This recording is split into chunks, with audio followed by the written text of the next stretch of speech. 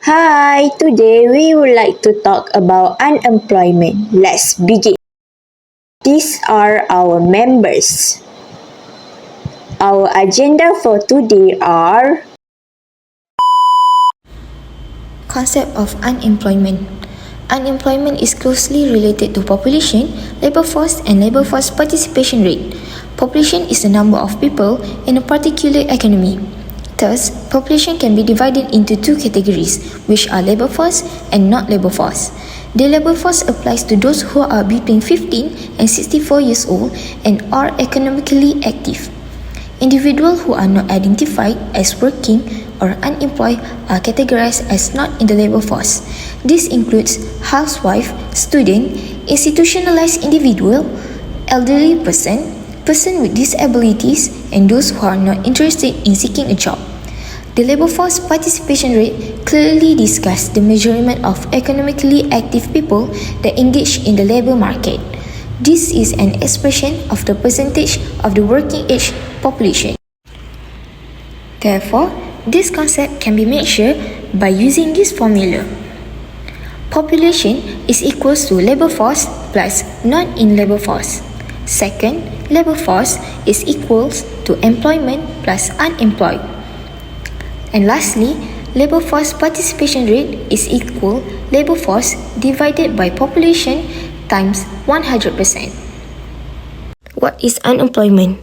According to JCFI Team 2023, unemployment refers to individuals who are employable and actively seeking a job but are unable to find one. This includes those in the workforce who are working but do not have an appropriate job. The unemployment rate could be measured by using this formula. Unemployment rate equals to unemployed divided by labor force times 100%. The economy was said to reach full employment at under 4%, though the rate could differ depending on the country's economic and labor market condition. Hence, growing labor force size with a stable unemployment rate can indicate economic growth. For the Malaysia unemployment, the Department of Statistics Malaysia (DOSM) announced that the Malaysian unemployment rate fell to 3.2% in August 2024. And the Malaysian labour market continued to expand in August due to positive economy as the number of employed people continued to rise steadily while the number of unemployed people continued to decrease. Next, we go to types of unemployment. Types of unemployment have four, which is frictional, cyclical, structural, and natural. First, frictional unemployment. Frictional unemployment is a type of short-term unemployment that occurs when workers look for a new employment or transition out of all jobs into new ones. It is when people move between jobs in the labor market and when people transition into and out of the labor force. People may not find jobs immediately and need to invest time and effort in searching for the right job. Advantage of frictional unemployment is exists in an economy with a free-moving labor force and is beneficial. It is short-term and does not place much of a drain on government resources. The cause of frictional unemployment have three, which is new entrance into labor market, searching for greater meaning, and looking for a new or better jobs. Businesses also spend time searching for suitable candidates to fill job vacancies. As a result, people looking for jobs are not matched immediately with vacancies and may experience a period of temporary unemployment. This type of unemployment is generally shorter term, which is less than 1 month. Frictional unemployment is likely to occur at all points of the business cycle and, like structural unemployment, may not influence wage or inflation. Second, cyclical unemployment. Cyclical unemployment is the component of overall unemployment that results directly from cycles of economic upturn and downturn. It occurs with changes in economic activity over the business cycle. Businesses experiencing weaker demand might reduce the amount of people they employ by laying off existing workers or hiring fewer new workers. It is often described as being medium-term in nature, 1 to 12 months. Cause of cyclical. It is irregular ups and downs or cyclical trends in growth and production. As the result of businesses not having enough demand for labor to employ all those who are looking for work at that point within the business's cycle. When economic output falls, the business cycle is low and cyclical unemployment will rise. Conversely, when businesses cycles are at their peak, cyclical unemployment will tend to be low because there is a high demand for labor. For example, during the Great Pandemic, economic activity worldwide decreases and leading to many companies laying off their employees. Cyclical unemployment is often described as being medium-term in nature, which is 1 to 12 months. Examples can be seen in the unemployment rate rising sharply with the early 1990s recession, declining to low levels by the mid-2000s before rising again around the time of the global financial. Structural unemployment. It happens when there is a mismatch between available job and job seeker skill or location, which is between the job that are available and the people looking for work. This mismatch might happen because of job seeker who don't have the skill required to do the available job, or because the available job are a long way from the job seekers. Workers may become unemployed if they are in shrinking industry or have skills that can be automated due to technology. They may need to learn new skill or relocate for work, which is they become unemployed if they work in industry that are declining in size or have skills that could be automated as a result of large-scale technological advance. It may be difficult for them to find work in another industry, and they may need to develop new skills or move to a region that have more opportunities. Structural unemployment tend to be longer lasting than other type of unemployment. Structural unemployment is usually long-term, as it can take years for workers to retrain or move to regions with more job opportunities, often leading to long-term unemployment for more than 12 months.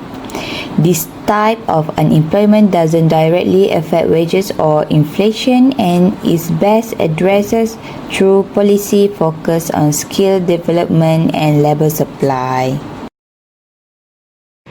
Cause of structural unemployment have four, which is first, technological changes, second is poor training and lack of education program, third is competition and globalization, and the last one is industry deadline or disruption. How to overcome structural unemployment? To overcome structural unemployment is people should continually develop professional skill by doing these two things, which is build a professional network and research market trends. For build a professional network, as structural unemployment occurs, it may be appropriate for workers to evaluate their skill set and interests. Once workers having identified what they want to do for employment, there are tremendous benefit to having a large professional network that may be able to refer others to open position. This is especially true in a situation where a worker may not have the technical skill set of a more experienced worker and must rely on the reference positive recommendation to the hiring company. Not just that, people also should research market trend. Instead of being stagnant in their current role, workers can better understand industry trend, sales projection, and innovation in their market. As people learn more about their line of work, they can get a better sense of what that industry will look like in the future. In some cases, workers may find their job is on a direct path to obsolescence and can proactively attempt to move into a more secure role. Natural unemployment is the level of unemployment when the economy is operating at full capacity, meaning that all resources, including laborers, are being utilized as efficiently as possible and has reached its natural or equilibrium level of unemployment. It is the level of unemployment that occurs when everyone willing, which is all individuals who are willing and able to work at the current wages rate, are employed. Natural unemployment is also considered unavoidable and is influenced by factors like labor market structure, technological advancement, and overall economic condition. Natural unemployment also is a combination of two types of unemployment, which is frictional and structural unemployment. There is a natural unemployment rate. Firstly, the natural unemployment rate is the minimum unemployment rate resulting from real or voluntary economic force. Second, the natural unemployment rate can vary depending on factors like the flexibility of the labor market, the availability of retraining program, and how quickly workers can transition between jobs. Third, unemployment is not considered natural if it is cyclical, intentional, or policy-based unemployment. Last but not least, because of natural unemployment, 100% full employment is unattainable in an economy. Lastly, to understand natural unemployment, imagine an economy at full employment, where all available job positions are filled and no involuntary unemployment. So, unemployment rate is at natural rate, which is around 4 to 6%, depending on various factors. Now, let's say if technological advancement lead to automation of certain job roles, some workers in those roles may become unemployed as their skill become less in demand. It can make they lose their job. This increase in unemployment is a structural change in economy, not driven by any cyclical or demand side factor. This increase in unemployment is considered part of the natural unemployment rate. Therefore, effect of unemployment. The first one is effect for country, second society, third individuals, and the last one is product and service. For consumer spending reduce, lower disposable income that caused by unemployment lead to decreasing demand for goods. And the second one is economic instability. Risk in employment can lead to social unrest, discouraging investment and trade partnership. And the last one, wasted potential. Unemployment between the youngers is a common issue that resulting to loss of human capital and slowing down economic development. Therefore, effect unemployment for social. First one is poverty, second crime, third social exclusion, and the last one is erosion of skill. For poverty is high employment rates in certain areas can lead to higher poverty rates and poorer neighborhood that amplify the social impact of unemployment. And for crime is employment can lead to higher crime rates. And the third one is social exclusion. Unemployment can lead to social exclusion and inequality. And the last one is erosion of skill. Prolonged employment can lead to a loss of skill which can harm the economy. The three effect unemployment for individual. First one, social isolation. Second, economic inequity. And the last one is reduced spending power.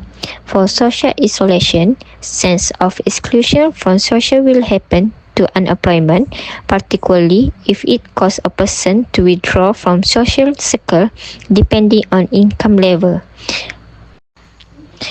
For economic inequality, unemployment disproportionately affects vulnerable groups and worsening income inequality. For reduced spending power, individual has less money to spend that result to decreasing consumption and demand. That three effect unemployment for product and service. First one, production. When demand for goods and service is low, production may be reduced, which can lead to further layoff and economic stagnation. Second, reduce consumer spending. When people are unemployed, they have less income and purchase power, which lead to lower demand for goods and service. And the last one, increased demand for cheaper alternative. Some product and service may see increased demand as consumers switch to cheaper options. Ways to overcome unemployment. There are always cyclical fluctuations in employment. If growth can be sustained, it should be possible to create a steady flow of new jobs. Second, an economic recovery creates new jobs, but the issue is whether people in the labor market have the right skill, qualification, and experience to take them. Policy for reducing unemployment. First one, boosting human capital. Second, lower unemployment taxes to increase labor demand. Third, stimulus to demand from both the public and private sector. Fourth, improve export competitiveness to provide an injection of demand into the circular flow of income. And the last one, improving work incentives. Make job training more accessible. Second, increase job in labor-intensive industry. The last one is invest in infrastructure. In conclusion, unemployment in Malaysia is a complex issue influenced by economic, structural and social factors with challenges such as youth unemployment, skill mismatch, and regional disparity. Many graduates face underemployment due to a disconnect between educational outputs and industry demands, while rural areas like Sabah and Sarawak struggle with limited job opportunities. Gender disparity in workforce participation also persists, reflecting the need for more inclusive policy. Although government initiatives like My Future Jobs and Perencana have helped address unemployment, sustainable solutions require creating high-value jobs, fostering innovation in digital and green economies, and aligning education and skill training with market needs. These are our references. That's all from us. Thank you.